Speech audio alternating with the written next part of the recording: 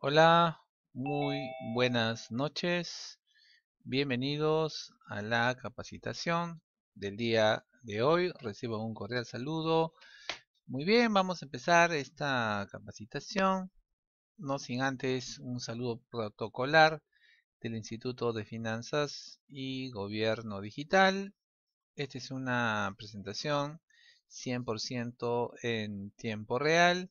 Recuerden que esta es una modalidad de educación conocida en el mundo desarrollado como e-learning, ¿no? Es una educación a través de un medio electrónico que permite que el ponente y el participante puedan estar conectados en tiempo real. Para su seguridad, recuerden que Finanzas y Gobierno Digital es una marca registrada en la ciudad de Lima.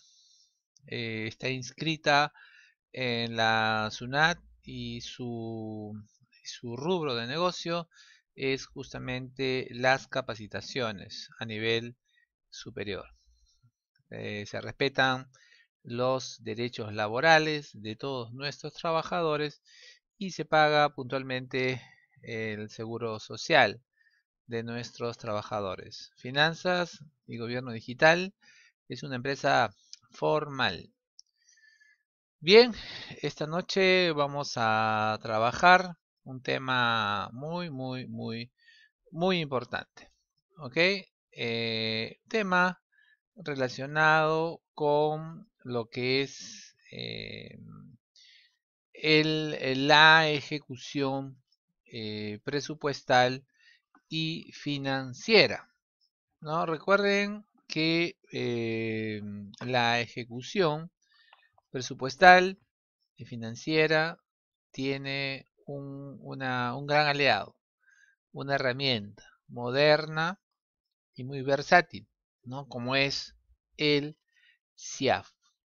¿Ok? Hablar de ejecución presupuestal, hablar de ejecución financiera, es hablar del sistema integrado de administración financiera del gobierno del Perú, que es el sistema oficial, ¿no? Donde los tres niveles de gobierno registran la información de la ejecución, ¿no? Presupuestal. Cuando hacemos referencia a la ejecución presupuestal, nos estamos refiriendo a lo que es en este caso el devengado, y cuando estamos hablando de la ejecución financiera nos estamos refiriendo al pagado, ¿no? Pero lo importante aquí, más allá del sistema integrado de administración financiera, que es un gran avance en realidad dentro de lo que significa el gobierno, ¿no? La administración pura del gobierno, lo que debemos decir es que para poder entender cómo funciona todo esto, tenemos que ir más allá, ¿no? Si el funcionario público piensa que las finanzas públicas giran alrededor de lo que es el CIAF, entonces estamos equivocados, ¿no? Nosotros tenemos que entender que hay mucho más que eso,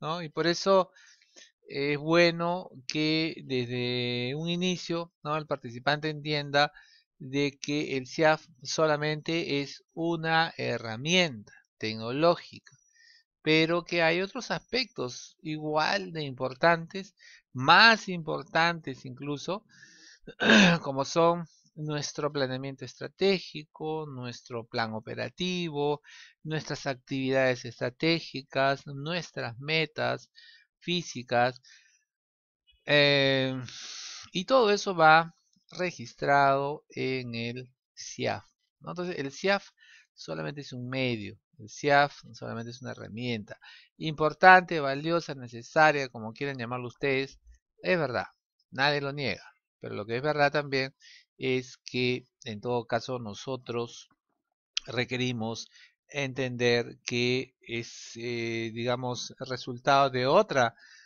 información muy valiosa, ¿no? Entonces, cuando hablemos de CIAF, tenemos que entender un esquema como el que vamos a presentar. Miren, el CIAF antes del CIAF, ¿no? Tenemos aspectos tan importantes que resolver, que definir, como son, por ejemplo, el planeamiento estratégico, ¿no?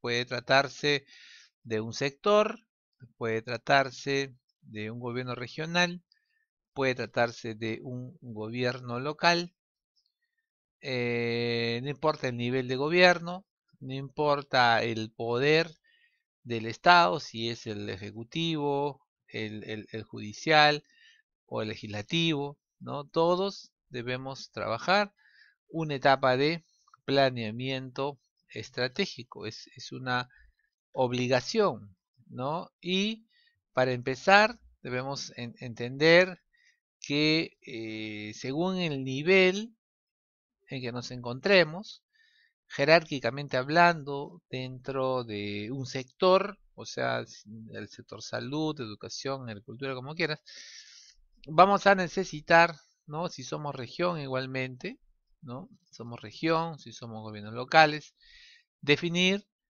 una misión institucional.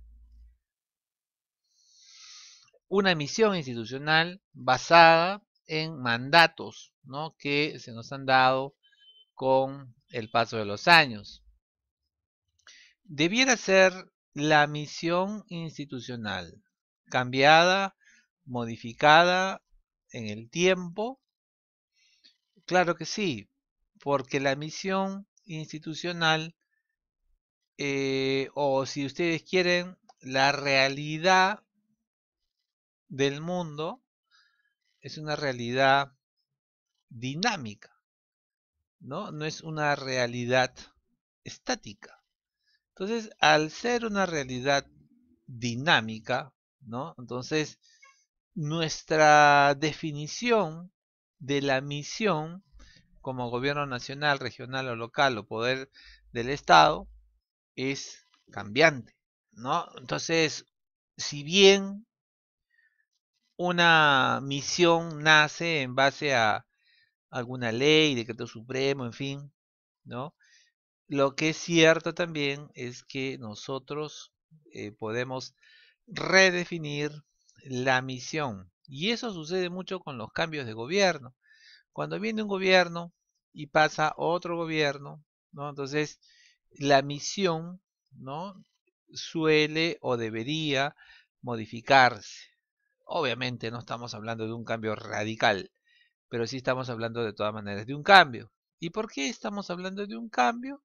Por una sencilla razón, ¿no? Cada nivel de gobierno, perdón, cada nuevo gobierno tiene en mente una forma diferente de administrar el poder ejecutivo, ¿no? Entonces, para un gobierno, administrar la salud, ¿no? Me da una misión institucional, una interpretación, ese es el término, una interpretación de mis mandatos que me llevan a una misión institucional, ¿no? Entonces, y todo esto, ¿no? Se va o va a servir para que nosotros diseñemos un trabajo de planeamiento estratégico, ¿no? Ahora también tenemos la visión.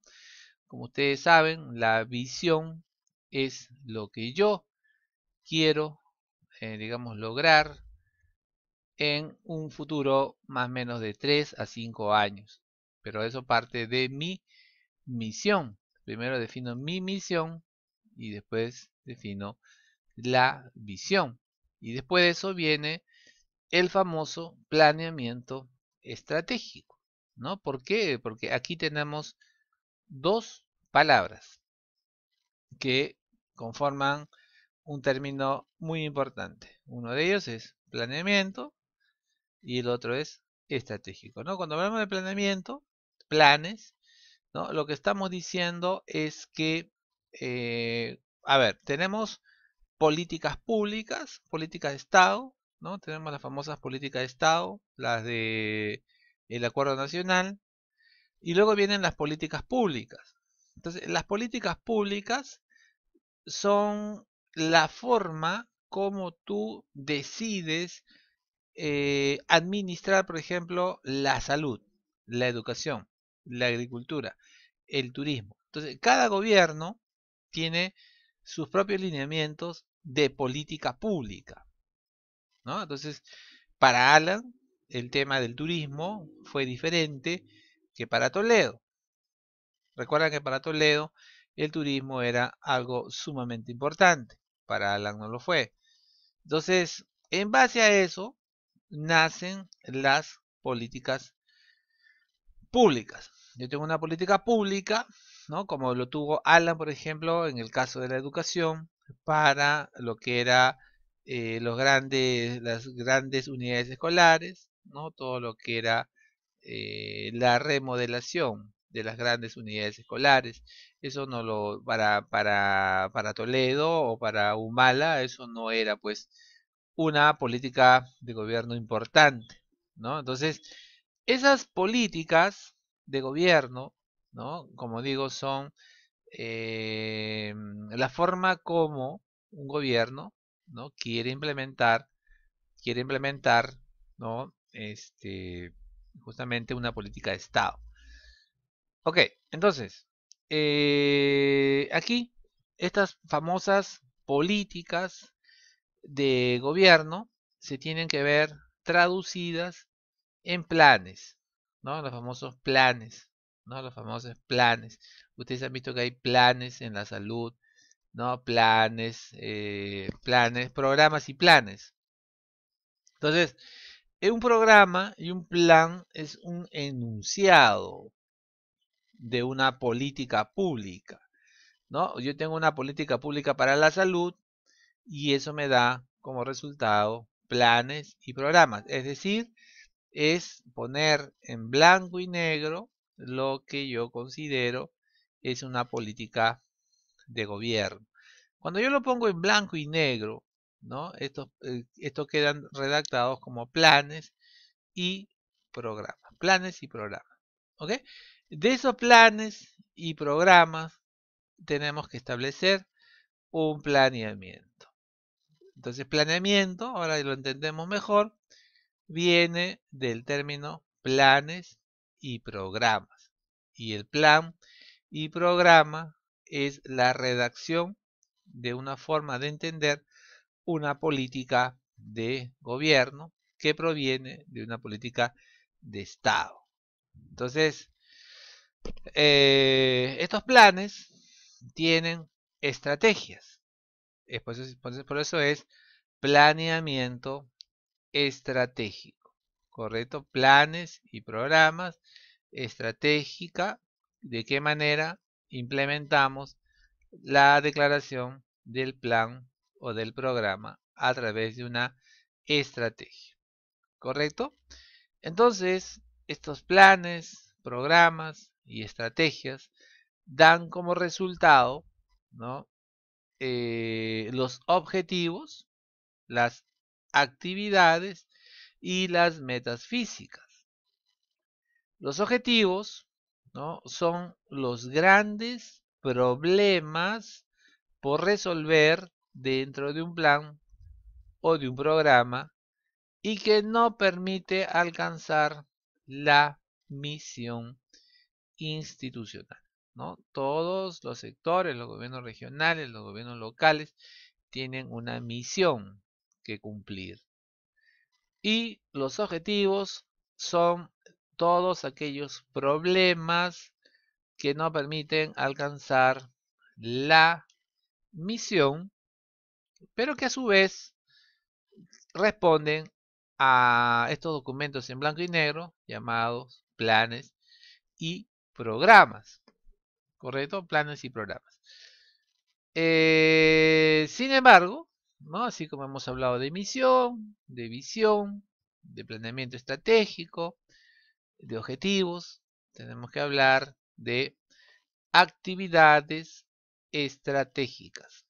Actividades estratégicas. Porque al final, los planes y programas, las políticas de Estado, la política de gobierno, los objetivos, que son los grandes problemas que no permiten alcanzar la misión, tienen que ser atacados a través de actividades estratégicas, ¿no? Las famosas actividades estratégicas. Las actividades estratégicas son el resultado ya tangible de la estrategia. ¿Qué voy a hacer? ¿No? ¿Qué voy a hacer? ¿Qué he identificado como actividad estratégica? ¿Qué he identificado como actividad estratégica para resolver los problemas, ¿no? Que no permiten alcanzar la misión institucional? ¿Qué actividades estratégicas voy a desarrollar? ¿Correcto? Entonces, estas actividades estratégicas son actividades estratégicas que vamos a necesariamente tener que heredar, vamos a llamarle así, ¿ya? Por darle un nombre, en el plan operativo, ¿no? Porque el plan operativo, cuando trabajamos, el plan operativo, antes de llegar a lo que es plan operativo, tenemos que indicar que el plan operativo no sale pues de la imaginación, ¿no? De mi jefe de planeamiento y presupuesto. Por lo menos un plan operativo serio no debería salir de la imaginación de mi jefe de planeamiento y presupuesto. Por supuesto que no es así, ¿no? Los planes operativos recogen, ¿no? Las actividades estratégicas definidas, ¿no? Definidas en este caso en el planeamiento estratégico. Por eso es que hacemos planeamiento estratégico, si no, no tendría ninguna razón de ser mi planeamiento estratégico, ¿no? Entonces yo tengo un planeamiento estratégico, lo voy a definir, obviamente muchas veces necesito de expertos, ¿no? Necesito de expertos, de gente que realmente conozca el giro del negocio. Si voy a hablar de planeamiento estratégico en salud, desde luego voy a tener que respaldarme en un cuerpo médico, ¿no? Que está enterado de la realidad y de las perspectivas futuras y todo lo demás. Si hablo de agricultura, pues seguramente tendré que respaldarme en la opinión de ingenieros agrónomos. Y así, ¿no? Entonces, el plan operativo, ¿no? Que vamos a desarrollar en la próxima sesión, ¿no? Este famoso plan operativo coge, ¿no? Coge, digamos, una parte del enunciado del planeamiento estratégico, porque los enunciados del planeamiento estratégico son enunciados, ¿no? Que tienen digamos, un horizonte de logro de 5 años, ¿no? En 5 años pueden pasar muchas cosas, muchísimas, muchísimas. La realidad, recuerden que la realidad es mutante, la realidad es cambiante, la realidad es dinámica, la realidad no está escrita en piedra. Lo que es hoy no será de aquí a un tiempo, ¿no? Sino, miren nomás lo que está ocurriendo hoy en día con las economías como la venezolana, ¿no? Economías prácticamente en quiebra, ¿no? Si pensábamos hacer negocios o algo con los venezolanos, o hicimos negocios como hicimos alguna vez en los 80 y 90, estamos fritos, ¿no? Entonces, el precio del petróleo, ¿no? La variación del tipo de cambio, del dólar, las reservas, si vamos a tener gas o no vamos a tener gas natural, o si vamos a tener cobre, si el precio del cobre cae, la guerra comercial, este, la inflación, ¿no? Cómo están las economías de los países cercanos como Chile, cómo está la migración de venezolanos, cómo está la agricultura, en fin, todas esas son variables, ¿no? Que nosotros al momento que desarrollamos el planeamiento estratégico debemos de considerar y además Obviamente, como digo, necesitamos la opinión de equipos expertos, muy expertos en la materia, que van a definir las actividades estratégicas que van a ser heredadas en el plan operativo y que van a ser heredadas en el presupuesto público y que van a ser heredadas en el CIAF. Entonces, cuando hablamos del CIAF, hablamos de la ejecución, como hemos visto al principio, ejecución presupuestal financiera, ¿no? Entonces, cuando hablamos del CIAF, a veces hablamos de la meta CIAF, ¿no? Pero lo que algunos no reparan es que la meta CIAF responde a una actividad del presupuesto público. La actividad del presupuesto público responde a un plan operativo con acciones estratégicas y el plan operativo responde a un planeamiento estratégico. ¿De acuerdo? Entonces, esa es la forma como nosotros debemos entender desde una mirada integral, ¿no? Lo que es, en este caso, digamos, el planeamiento estratégico, la construcción de un plan operativo, ¿no? La formulación de un presupuesto público. Ahora, el presupuesto público, si bien tiene como columnas principales las actividades, ¿no? Porque esa es la verdad, ¿no? Las actividades son sus columnas, ¿no? Del presupuesto público. Entonces, sus columnas son sus actividades. Y estas actividades, sí, creo que hay una consulta. Vamos a ver, hay un chat.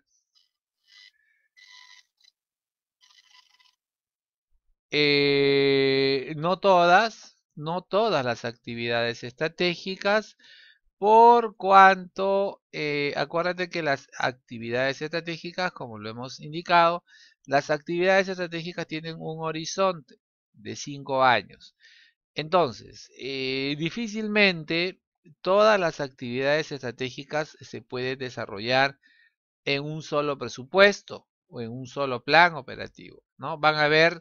Vamos a suponer que si tú tienes 10 actividades estratégicas, seguramente para el año 2018 has podido ejecutar de repente 4 de ellas, ¿no? Y para el 2019 seguramente vas a culminar las 4 primeras y vas a empezar 4 más, ¿no? Y seguramente que para el 2020 vas a estar terminando algunas del 2018, algunas del 2019 y vas a seguramente empezar dos actividades más del 2020, ¿no? Entonces, si bien tu pregunta es si el presupuesto público, las actividades están religiosamente enlazadas con el planeamiento estratégico o las actividades estratégicas, si esa fuera la pregunta, entonces sí, definitivamente sí,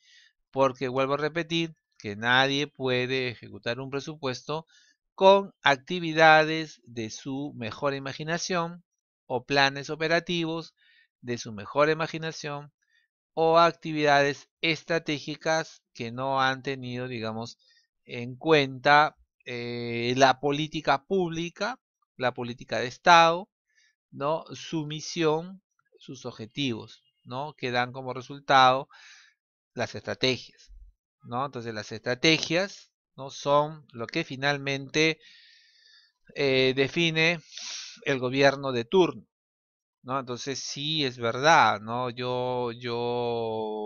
ver, tengo muchos años en gestión pública, ¿no? Y he encontrado funcionarios que piensan que de repente el CIAF termina siendo más importante que todo. Y eso es una mala percepción, ¿no? Porque lo que sí, si yo tengo el panorama claro, ¿no? Si yo tengo el panorama claro, lo que debo entender es que esa famosa meta CIAF, esas famosas actividades, ¿no? Por ejemplo, ustedes han visto, no sé si les ha tocado, que cuando queremos hacer cambios en el presupuesto, ¿no? Hablamos de que los cambios en el presupuesto se consideran cambios a nivel de actividades, ¿no? Por eso que ustedes han visto que cuando generamos resoluciones de modificación presupuestal de tipo institucional o funcional programática, hablamos siempre de los cambios en las actividades, o los proyectos, ¿no? O sea, no nos interesa mucho lo que viene más abajo. Lo que sí nos interesa es las actividades estratégicas o las actividades. Porque cuando le quitamos o le damos presupuesto, ¿no? Cuando se incrementa el presupuesto o cuando disminuye el presupuesto por XX razones, lo que estamos en realidad disminuyendo es el presupuesto de una actividad estratégica. Y cuando hablamos de una actividad estratégica, entonces estamos afectando algunos elementos de valor, como por ejemplo los indicadores de resultado, ¿no? Porque existen actividades estratégicas que nos llevan a indicadores de resultado. Un ejemplo muy claro, la salud, la educación, ¿no? Por ejemplo, la educación tiene muchos indicadores de resultado. Indicadores de resultado de entendimiento de la lectura, indicadores de resultado de todo lo que es las operaciones matemáticas, indicadores de resultado de todo lo que es de repente la parte cultural, la parte histórica, ¿no? Que tienen un gran peso dentro de la formación de una persona, ¿no? Entonces, estas actividades estratégicas, como digo, debieran verse reflejadas en mi presupuesto público, por ejemplo, para el 2019, ¿no? Igual en el CIAP. A mí me sorprende muchas veces, ¿no? Yo he trabajado mucho tiempo en el Ministerio de Economía y Finanzas, pero las nuevas generaciones, ¿no? Será quizás, lo que pasa es que MEF tiene un control sobre fuentes de financiamiento, MEF tiene mucho control o el exclusivo control sobre categorías presupuestales, en fin, genéricas de gasto, metas físicas, pero MEF no tiene, digamos, mayor interés ni se complica la vida con las actividades estratégicas, porque eso es ese plan. Un minuto, por favor. Entonces, MEF no se complica la vida con las actividades, ¿no? MEF te puede preguntar a grosso modo, ¿no? ¿Cuáles son tus actividades? ¿No? Obviamente, si eres del MINSA, pues tus actividades estarán relacionadas con la salud. Si eres educación, tus actividades, por lógica, deberán estar relacionadas con la educación y así, ¿no? Pero, pero MEF en ningún momento te va a pedir que alinees, ¿no? Tus actividades con tu planeamiento estratégico, por ejemplo. Eso no te lo va a pedir. Eso no te lo va a pedir. Porque no tiene para ellos, digamos, una trascendencia, ¿no? Como para darte o no presupuesto.